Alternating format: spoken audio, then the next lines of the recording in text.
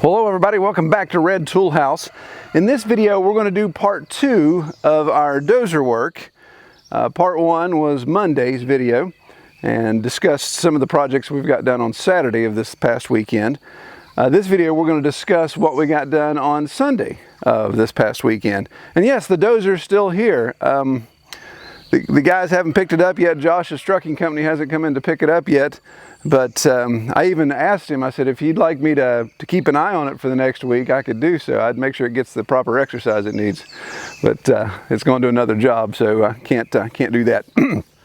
One of y'all suggested maybe using an overhead map to get an idea of what's going on. So I'm going to do that in this video. So appreciate the advice there from Ken Hansen to include that.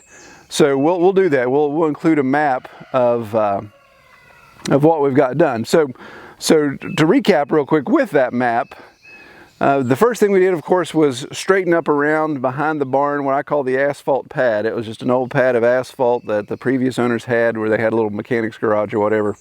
So we got that cut, and you can see how close that is to the proximity of the barn. The barn and the pig pasture area is all kind of in that same area. This asphalt pad actually falls within the pig pasture. The next thing we did is we went straight up the valley to about the halfway point of the property where we have our small clearing, our small meadow glade, whatever you want to call it, and that's where we're trying to build our retreat. Doing our cabins and all those type of things, totally off grid back there. So we want to have a good road cut back there. So that road cut right up through the valley, across the creek at one point, and takes you back to that clearing. We also ended up cutting a little side road around to my pistol range, which comes out at the same elevation that my house is. So it gives an opportunity to access the back of the property without having to go all the way down in the valley and then work your way back up. So what did we get done on Sunday? Sunday was dedicated to just clearing up roads, and then of course if I had time I was going to open up another section. So we'll look at that right now. So the first thing we wanted to do on Sunday was to tackle the north ridge or the north mountain of the property to be able to get our road back open. And there's a lot of places on the road where the road was still in good shape. Maybe just a little washout, obviously maybe a tree had fallen across. Had a lot of deadfall. This is the side, if you've watched our videos in the past, where we have a lot of ash trees that have been killed by the emerald ash borer. So they naturally, of course, when they die, they fall across the road. They don't just fall in the woods, they have to fall across the road. So coming through, clearing a lot of that. This is one spot here where I have a huge spring that comes out of the hillside here. It really makes this muddy. This area was kind of deep and walled out. And so I was able to get that filled in. Took out a nasty sycamore tree that was here. I hate those things. But got it cut out and really opened this spot up to allow me to come through. There was a washout back there at behind the side-by-side. Kelly followed me in the side-by-side when I was in the dozer and did some recording, so she hadn't caught up with me at this point. But as we go around the point, then we definitely have some more footage of that. This road continues all the way to the back of the property and then starts up the side of the ridge and then ties into a road much higher up on the mountain, and then comes back down. So it's a big loop, almost looks like a reverse capital P, if you will. But we'll go check it out.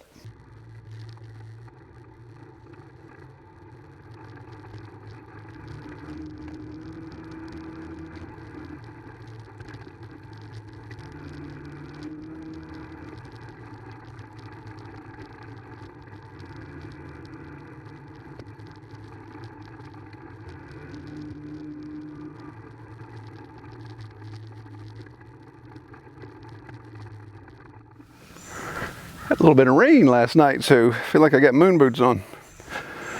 So this spot was probably the trickiest spot on the north ridge. This was a slip. Now this happened probably a year or two after we had it timbered. So this road has been cut off at this point for 13, 14 years plus. So what we had here is the road came down and of course just crossed this little wash here. Well, this wash is all fill, all erosion for, I don't know, centuries maybe. So it has been a real issue for majority of the time we've been here and has obviously severed our loop.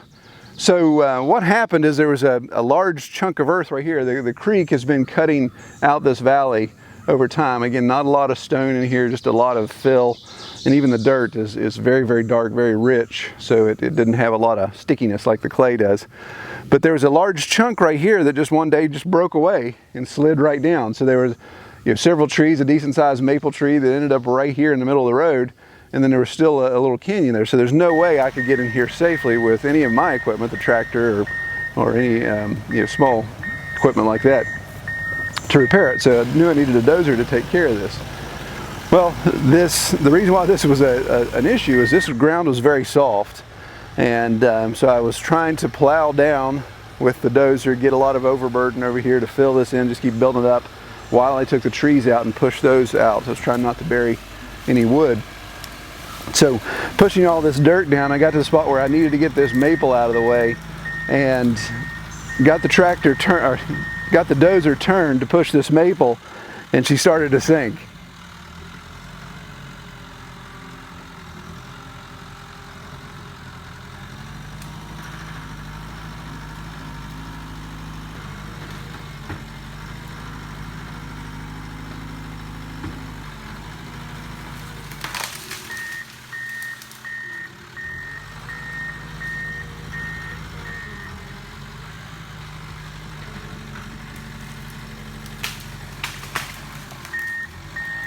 Oh no, I gotta get, I can't bury up here. So tried to back out. At that point the winch was fouled in the dirt, and I couldn't get it to go backwards. So my only option was to go forward. Well, I hadn't cut the road yet.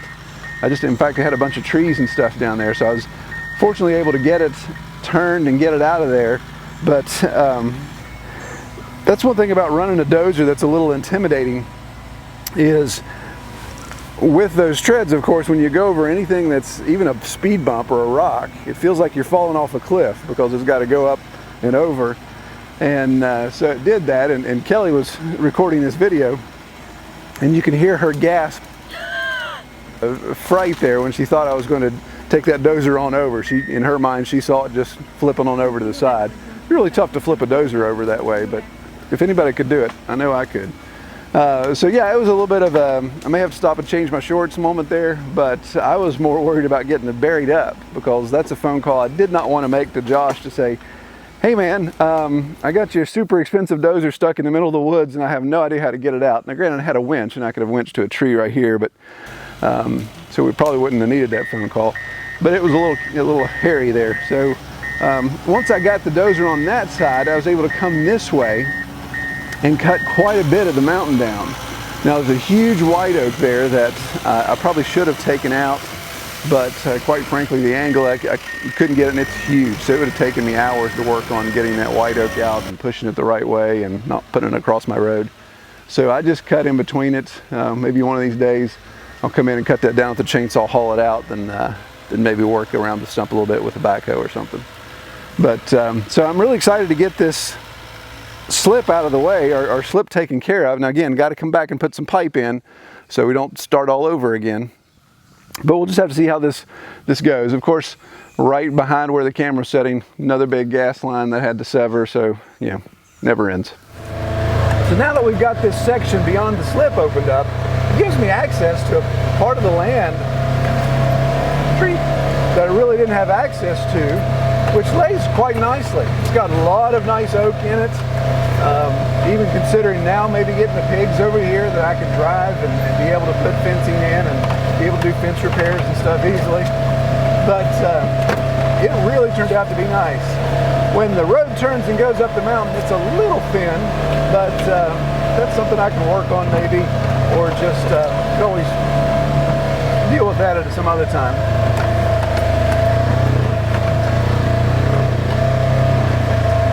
Several small watersheds had to be filled in. They had washed out. Again, can utilize some pipe there, or just come back and even line them with some stone. A lot of these only run when you get a really, really heavy rain. So it's one of those things, if I had some stone there, that would reduce erosion and not have any issues there. There's one spot I came to here where it was a little tricky. You can see that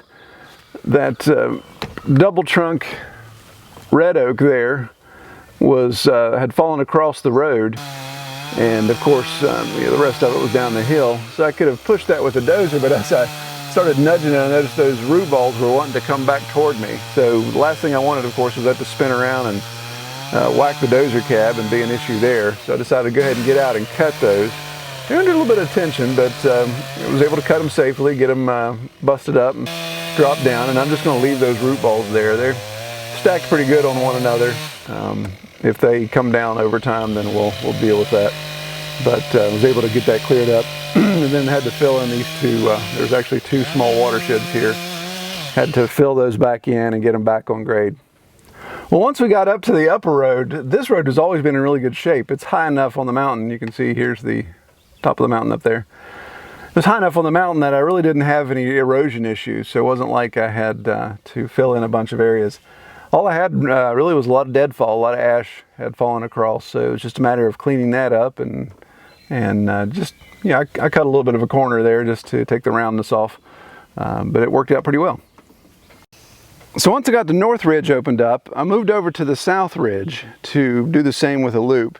And I'll forego going through all that because it really was just a dozer drive through the woods, and it's a pretty substantial trail. I'm now on the south ridge, and so it goes way up behind me up to the top of the mountain and back, down and around.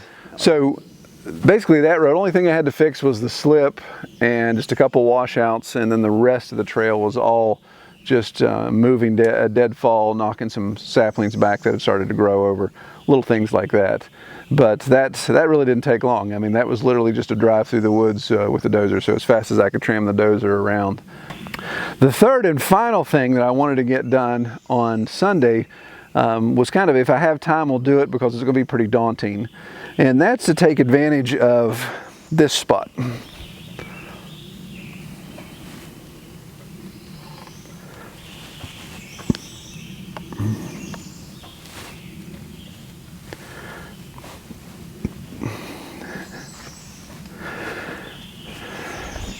Now, this spot has always interested me because it's on the map. I'll show you, we are right behind the barn, just up on the next bench. But it was just this little knoll here, and then there used to be a really big, call it a canyon, ravine, whatever you want to call it, just a washout. But it was pretty deep. In some places, it was maybe 15 feet deep. So over time, it had washed out. Well, this is also where we've had a historic amount of loss. The loss we had this year, right in this spot is where, in fact, I think it was about right here, is where Mercy farrowed and, of course, had that bad night and started the downhill of her losing her entire litter. And then her mom, actually several years before, farrowed right over here against a tree that had a little bit of loss there. So for some reason the pigs like this area to nest, even when they get out of the barn and don't want to nest in those areas. They come up here for some reason.